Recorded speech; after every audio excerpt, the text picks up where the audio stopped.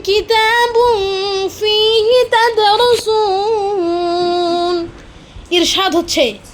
তোমাদের কি কোনো কিতাব আছে যা তোমরা পাঠ করো ইন্না লাকুম ফীহি লামা তাখায়্যারুন আর তাতে তোমাদের জন্য রয়েছে যা তোমরা পছন্দ করো أم لكم أيمان علينا بالغة إلى يوم القيامة إن